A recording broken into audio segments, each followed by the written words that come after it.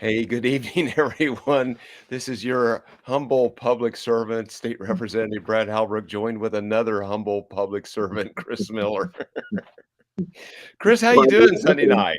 How you Why is doing? that funny, Brother Albrecht? I'm not exactly understanding the humor there, but we're doing good. I just got done doing my chores of the evening and putting a little silage out for the cows and a little hay and making sure they're happy and comfortable. Well, that's important. I think we got a little wind coming in, but I think the temps are going to be okay, right? I mean, at least for the next 3 or 4 days, we're going to have some kind of maybe unseasonable warm temps, but then maybe cool off towards the end of the week once again. But keeping the livestock fed is pretty important. So, Chris, I'm glad you got their needs at the top of your list. There's an occasional cold front that blows through Sangamon County every now and then. Yeah, and that's a topic probably for another day, another discussion. Hey, guys, I apologize. I think I posted up this thing was going live at 7. Being the jet setters we are, sometimes we never know what time zone we're in, so I apologize for that. 6 o'clock is typically what we were going to do on Sunday night, unless there's something special going on. 7 o'clock every Tuesday night, and that's the big one. You want to be there Tuesday night, where we will try to bring on a guest and discuss the important topics of the day. I'm not really sure what we're going to get done this coming Tuesday night, just because there's just an unlimited number of topics that we can be talking about now that we're in the full throes of what's going on in Springfield. What's happening over there on your end? Well, I think that one of the things is we're trying to decide where we should go to the bathroom. I mean, that's some of the heavy lifting we do in Springfield. That's just a rumor. It may not be true. I don't know. But this is what I know is that you have said many times that our conversation will bring truth, logic, and common sense to the discussion, regardless of what the issue is. But there's just I don't know the Democrats are a petri dish of bad ideas, and just about the time that you think that they couldn't dream up something else, they dream up something else that you just makes you scratch your head. Yeah, no doubt. And you're right. This is a source for truth, logic, and common sense. And I forgot to kind of say, this is we really ought to kind of bring this together and call this kind of the conservative campfire, where we talk about those things. It's you've been around a lot of campfires, Chris, and you talk about a lot of subjects, and it's kind of unvarnished. It's kind of a transparent conversation a lot of times around the campfire. So. Yeah. Yeah. So, hey, I just want to remind everybody, hey, let us know where you're watching from tonight. And, we'd like to get, when I started doing this thing on a Sunday night a couple of 3 years ago, about 2 years ago, I guess, we were doing the front porch live. And Chris, I don't know, I think this would be fun if somebody would volunteer their front porch sometime.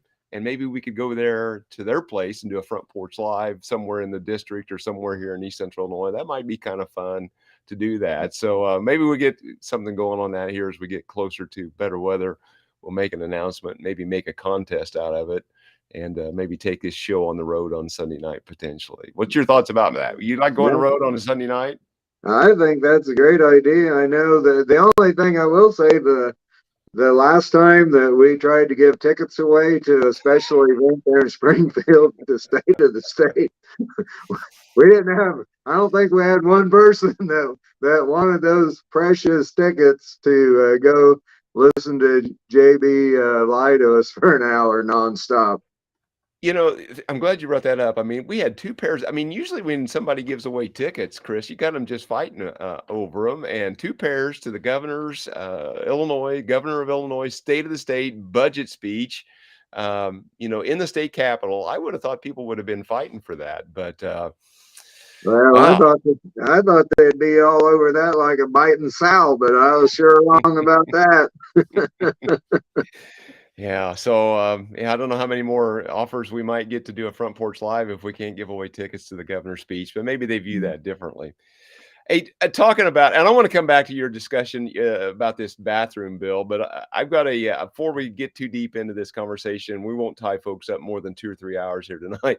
But I've got one remaining town hall. I'm going to bring it up here. I'm going to bring the graphic up a little bit on the screen. I've got a town hall. Uh, yeah, here we go. There we go. I've got a town hall That, tomorrow night in Taylorville.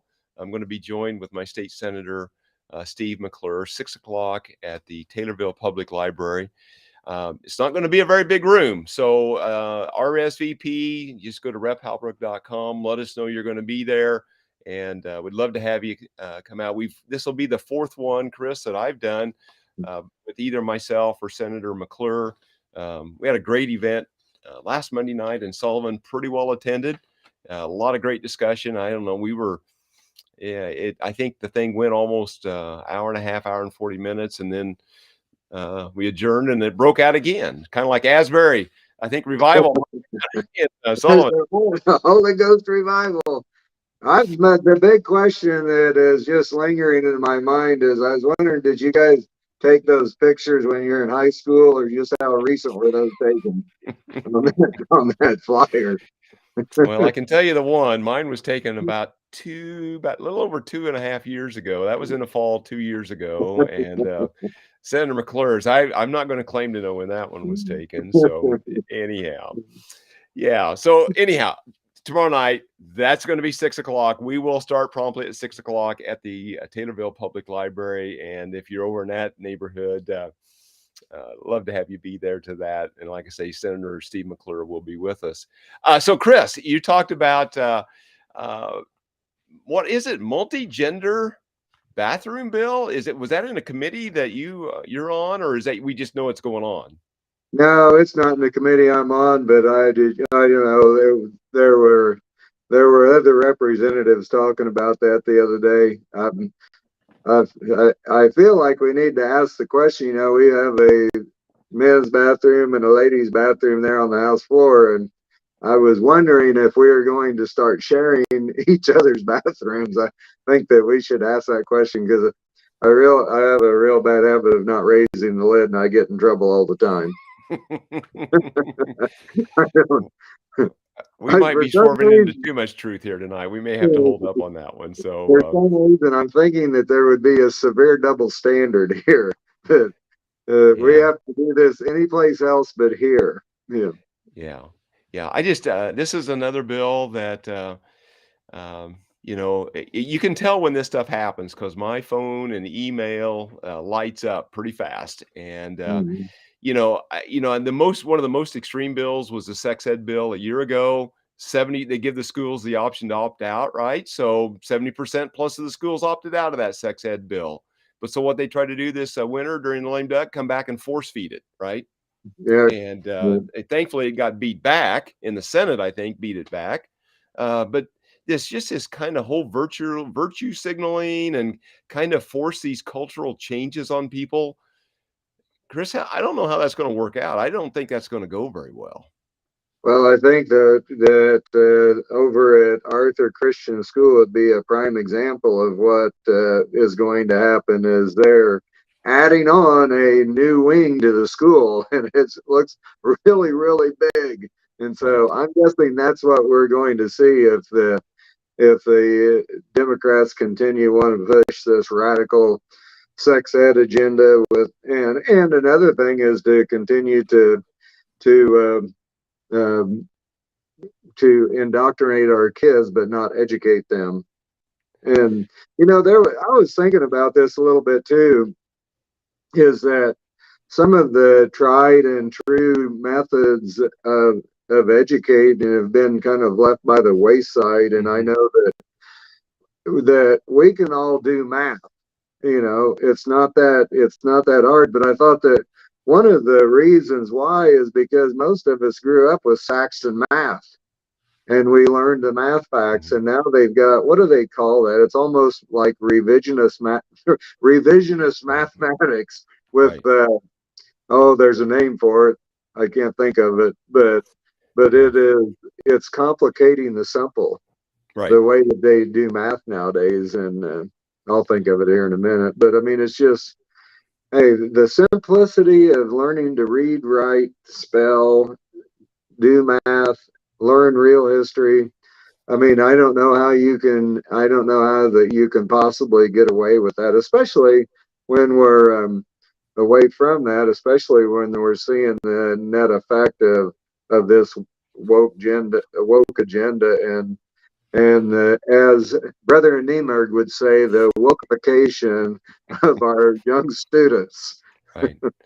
Yeah, and he's pretty passionate about that as well as he should be, and many others should be, right? I mean, he's got 2 youngsters there, and he's seeing this unfold across his district and across the state. Mm. Feminine hygiene products in the boys' bathroom, and, I think we kind of affectionately called that the, full employment for, plumbers bill, I think is what we thought. I think you might have coined that, Chris. Very true. I'm Yeah, sure. so It's, yeah, so here we got a commenter says it's Obama math. That's probably kind of right. And then here's a commenter says we need to protect the children at all cost. And here's this is a pretty good comment, Chris. All gender restroom, Illinois legislature should lead by example. Wonder how that'd go over. 100%. Hey, that's what I always said is leaders go first. Blaze the trail for us, please. Right. Well, let me I'm trying to find something here. Our fine where did that go? Here we go. Here we go. I got too many choices on my screen. So you're talking about going first. Here's a great bill that Senator Rose proposed just a couple of weeks ago. And I don't know if you can see that graphic or not. I don't have a bigger one, but it says, hey, you go first, Chicago, right? If they want to impose all these really light duty standards on downstate Illinois for the wind and solar installations, but they don't put these in the neighborhoods there that they live in, where the majority of these votes, well, nearly all the votes, come from the small geographical center in the northeastern corner of our state that we affectionately call Chicago and Cook County and the Collars. That's where the nearly all the votes come for this stuff that affects all of us downstate in farm country. And so Senator Rose introduced, "Hey Chicago, you go first. Let's put these up on Millennial Park and all the great highlighted spots in Chicago." They could elevate them a little bit so the children could play underneath them. I would think maybe have sandbox and all Right, the neighborhood cats could come by there. But I mean, this is such a bad idea. I think that this is definitely the sham issue of our time.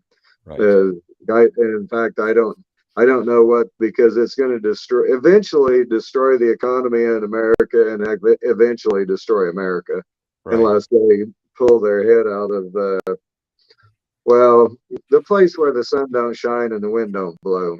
right. Yeah. Hey, my friend Sonny posted here on a comment, Common Core math. That's what you That's were looking for. Common that's Core. exactly, yeah. It's so common that, I mean, they teach this right at the four-year educational universities, right? So the teachers, the instructors can get it, but not very many parents understand, and I'm sure a lot of grandparents don't understand this stuff. So when it comes to tutoring their youngsters, it's very difficult to get that done because it's seems like a very complicated, convoluted type of instruction, Chris. Well, it's just like we've always said, they do their best to complicate the simple, and Common Core math would be a prime example of complicating the simple. Right. So we see this all gender bathroom bill. We see the hygiene product machines in the boys' bathroom. Like you said, the wokeification of our schools and trying to impose this indoctrination on our youngsters. I don't know that over there at Arthur Christian School. I think about the time they get the last nail drove in the wall, I think they break ground for another addition on their place over there, Chris. It just seems I drive by there a lot. It seems like they're always building. Um, Well, People are they've got a big building project going on right now. I do know that because I right, drive by there every time right, when I go to Springfield, and they've got a doozy of an addition going on right now. right. Yeah, and I hopefully everybody heard our press conference on education funding Tuesday or Wednesday afternoon. I'm going to run the Illinois Freedom Caucus website. So that if you missed that press conference Wednesday afternoon, we talked about education funding and the outcomes. That's the education, or like Representative Wilhauer talks about the educrats wanting more and more money every year and the system is built to fund an additional $350 million every year, but they're in Springfield asking for yet another 200 million on top of that. But yet the scores in most of these schools are declining. Yeah. And so we had a press conference about it. You can find it there at illinoisfreedomcaucus.org and on the website, or I'm sorry, Facebook site. Just look it up there. Um, Chris, how do you think that press conference went? How do you think it was received? Well, I think that it probably made some of our colleagues on the Republican side of the aisle a little bit nervous when we were exposing some of the things that are actually Mhm. going in the non-education education Right. of our kids, and because there is so much money that changes hands when it comes to the IEA and the union powers that be. There's a lot of bought and paid for politicians, and when you start shedding the light of truth on Hmm. what's actually taking place in our government indoctrination centers, a lot of the political class gets really nervous about that and a little Right. squeamish. And so, but I think it's part of our responsibility to shine the light of truth on all these issues that nobody wants to talk about. Right. And I guess nobody has a couple of things that I've asked for, and we have a K-12 or education funding committee meeting every Tuesday afternoon. I think it meets at 2 o'clock. It'll meet again this coming Tuesday. And I've asked the question, how much money does it take to educate students? What is the number of money, the financial resources that all of us have to put into this to make it work? And when you look at these test scores or these scores, they say, well, those don't really mean what that's not really right or whatever. I'm like, well, this is on the Illinois State Board of Education's website. You can go to there. You can Yeah, look up your individual schools, right. and they want to tell us those numbers aren't accurate. And then you look at the Yeah, I national think scores. even in some of the reporting of that press conference was pretty disingenuous because, as far as I know, I think those numbers were pulled off the ISB Exactly. website. It wasn't like that we pulled these out of thin air. It was Right, on their own website and their own right, information, and all we were doing was making that known to the world as far as what is going on, and that's the data right, that they collected, not us. right. And, the person that's kinda helping us to aggregate all this, I'm gonna put their website here on the scroll on the bottom. And we had Ted Dabrowski on last Tuesday evening with us on a live stream. These guys are taking those numbers from the ISB, the Illinois State Board of Education. That's a government agency. They're aggregating those numbers and they're writing and they're telling the story what's going on in these schools. I mean, I Mhm. think the report they put out a week and a half ago, 30 schools have 0 kids at grade level for reading, and Yeah. 50 some schools, there's 0 kids at grade level for math. Chris, Yeah. that's not a good deal for the kids, anybody. No, it's really a disservice to this generation of students that are coming up, but because I mean, in defense of the teachers, they are put in a pressure cooker to move these kids through the system, because it's just like you say that the graduation rate is really high, but the education rate is really low. Right. And somehow we need to blend those two things together. And Chris, I we both know lots of teachers and they're doing a great job. I mean, they're great people, right? But there's Right. something going on here between um, some of these teachers that are our friends and neighbors, family members, and they're scored really high, but for some reason something isn't adding up. I mean, $16,000 average spend per student in the state.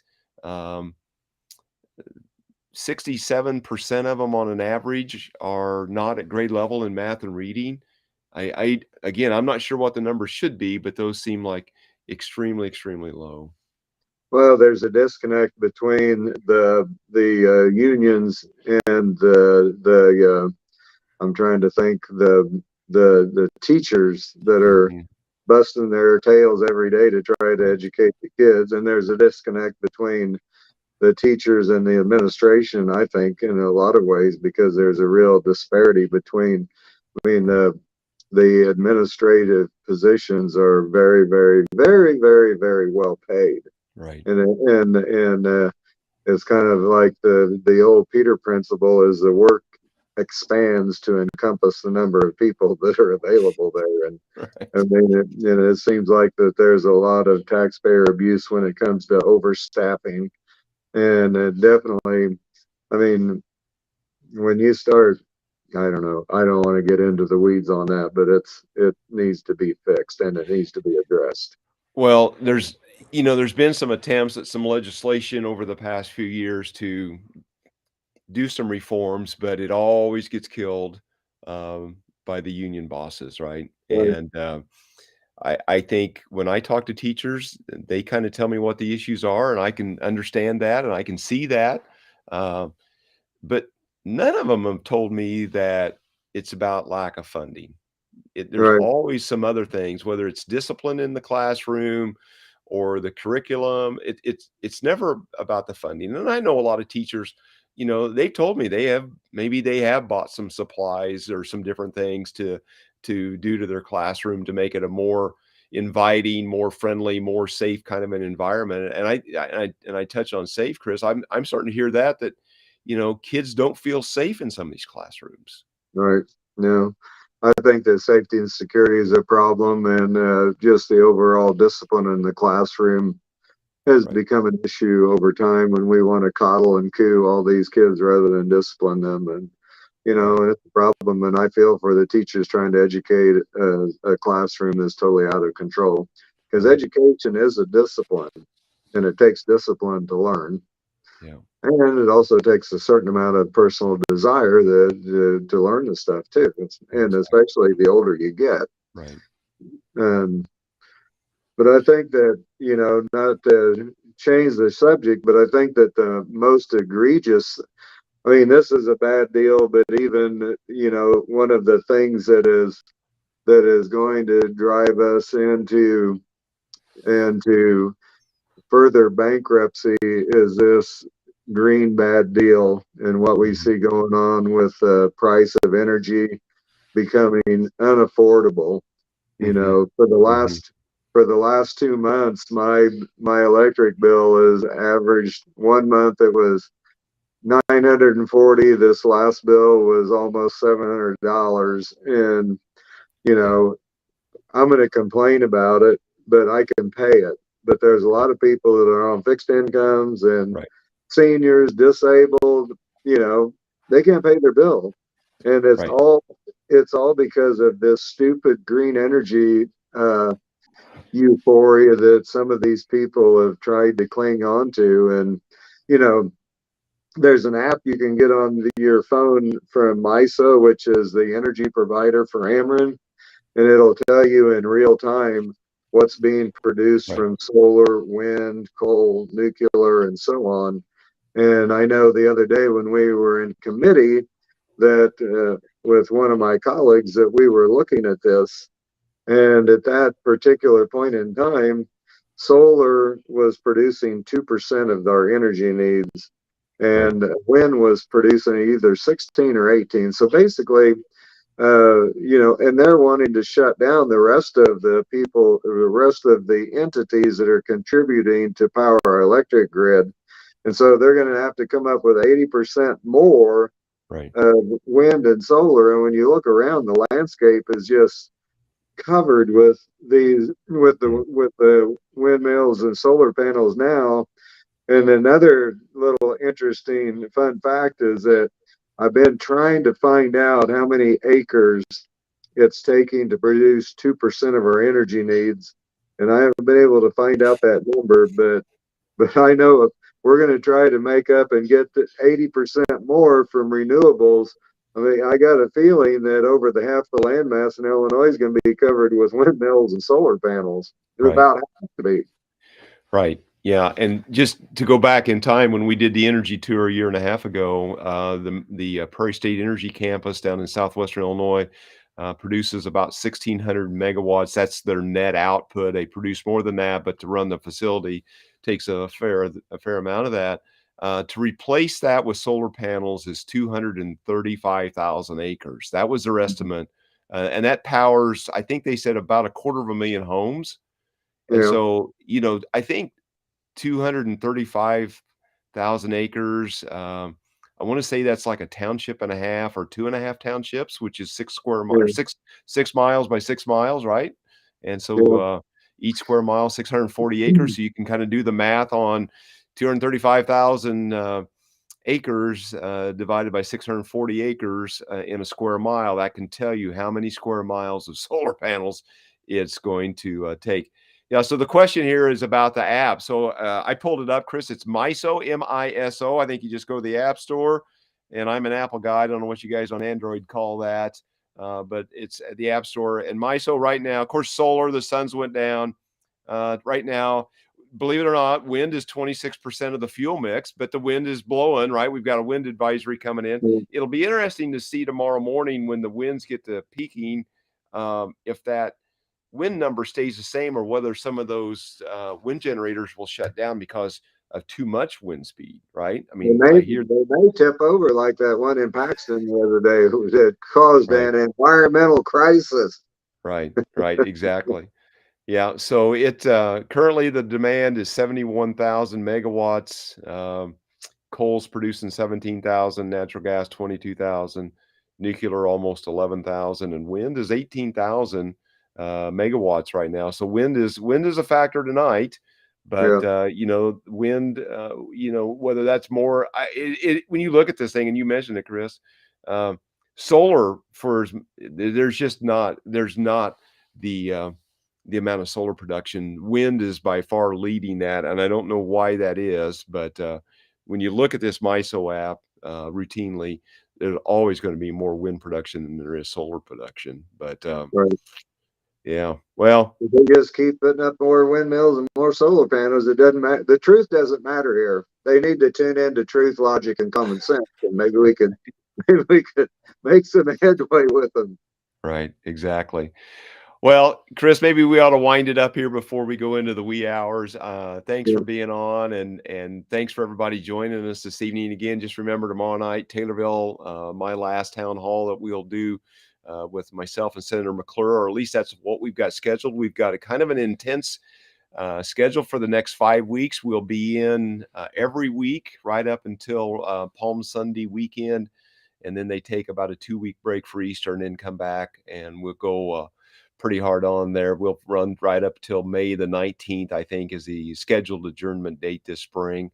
But going to be a lot of stuff coming fast and furious over the next couple of weeks as it's trying to get stuff through committee. That's going to be where most of the action is. So, folks, pay attention to your emails. There's probably going to be a lot of call to actions. A lot of these bills are starting to surface now and get assigned to committee over the next 2 weeks.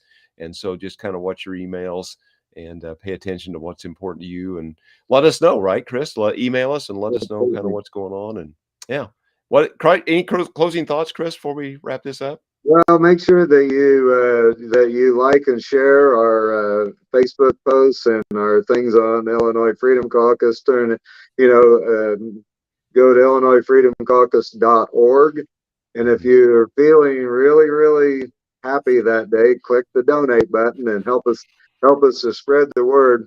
They always say that money is the mother's milk of politics, and if you don't have money, it's really hard to get your message out. So Mm. we Yeah. appreciate all those that partners with us there on Friday evening up in Champaign at Mhm. Juniper's, and we Right. we look forward to continuing to bring you the Tuesday night town halls, Right. press conferences, and the emails. Sign up for our emails. We do one individually as well as the Freedom Caucus, and it's information. It's not political spin. It's just this happened this week, and to stay abreast of the latest information that's going on in the Capitol.